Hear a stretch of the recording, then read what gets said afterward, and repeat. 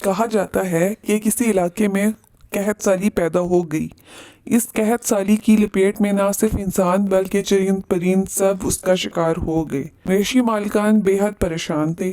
اس دوران ایک مسجد کے مولوی نے جمعہ کے خطبے میں نہایت یقین کے ساتھ یہ بات بتائی کہ اللہ کا نام لے کر یعنی بسم اللہ پڑھ کر دریا کو حکم دیا جائے تو وہ بھی نافرمانی نہیں کرتا۔ خطبہ سننے والوں میں ایک چرواہا بھی موجود تھا۔ مولوی کی یہ بات اس کے دل میں اتر گئی اور اس بات پر اس کا یقین کامل ہو گیا۔ اس نے واپس آ کر اپنی بکریاں کھولی اور سیدھا دریا پر چلا گیا۔ اونچی آواز سے بسم اللہ الرحمن الرحیم پڑھا اور دریا کو کہا کہ وہ اپنی بکریاں چروانے کے لیے دوسرے پار جانا چاہتا ہے۔ اسے کہا کہ مجھے اپنے اوپر سے گزرنے دے۔ یہ کہہ کر اس نے اپنی بکریوں کو لیا اور دریا پر چلتا ہوا دریا پار گیا۔ دوسری طرف کا علاقہ گھاس سے بھرا پڑا تھا۔ درختوں کے پتے بھی سلامت تھے کیونکہ کسی کو یہاں تک آنے کی رسائی نہیں تھی۔ اس نے خوب اچھی طرح اپنی بکریوں کو سیر کروایا اور واپس لوٹ آیا۔ پھر یہ اس کا معمول بن گیا اور وہ بکریاں پار چھوڑ کر واپس آ جاتا اور شام کو جا کر واپس لے آتا۔ اس کی بکریوں کا وزن دگنا چگنا ہو گیا۔ لوگ چونک گئے اور اس سے پوچھا کہ وہ اپنی بکریوں کو کیا کھلاتا ہے۔ وہ سیدھا سادہ اور صاف دل نوجوان تھا۔ اس نے صاف صاف بات بتا دی کہ جناب میں تو بسم اللہ الرحمن الرحیم پڑھ کر دریا پر چل کر اپنی بکریاں دوسری طرف لے جاتا ہوں۔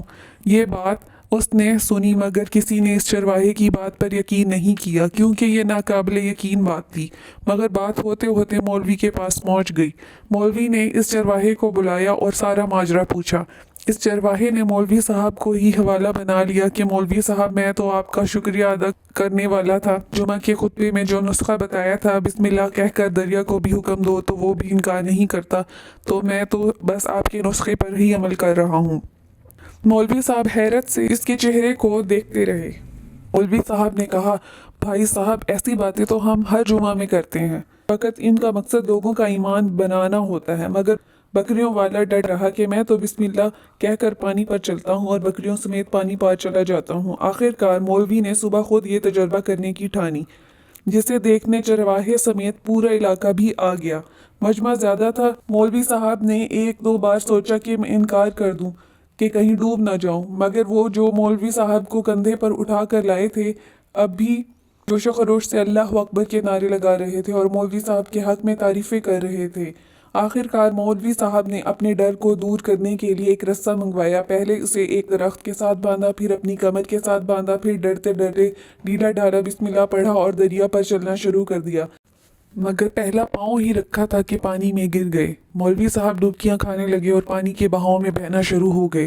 لوگوں نے کھینچ کھینچ کر باہر نکالا۔ مولوی صاحب کی اس حرکت نے چرواہے کو پریشان کر دیا کہ مولوی صاحب کی بسم اللہ کو یہ کیا ہو گیا ہے، کیونکہ اس کا تو یہ روز کا معمول تھا۔ اس کے اپنے یقین میں کوئی فرق نہ آیا۔ اس نے بسم اللہ کہہ کر بکریوں کو پانی کی طرف اشارہ کیا اور خود ان کے پیچھے چلتا ہوا پار چھوڑ کر واپس بھی آ گیا۔ لوگ اسے ولی اللہ سمجھ رہے تھے، اس کے حق میں نعرے لگا رہے تھے، مگر وہ سب سے بے نیاز سیدھا سادہ انسان تھا۔ وہ مولوی صاحب کے پاس پہنچا اور کہا مولوی صاحب میں آپ کی بسم اللہ کی تعریف سے کافی پریشان تھا، مگر پانی پر چلتے ہوئے مجھے آپ کی بسم اللہ کی بیماری کا پتہ چل گیا۔ اس چرواہے نے درخت سے بندھی رسی کی طرف اشارہ کیا اور کہا مولوی صاحب یہ ہے آپ کی بسم اللہ کی بیماری، آپ کی بسم اللہ کی برکت کو یہ رسہ کھا گیا۔ آپ کو اللہ اور بسم اللہ سے زیادہ اس رسے پر بھروسہ تھا، لہٰذا اللہ نے بھی آپ کو رسی کے حوالے کر دیا۔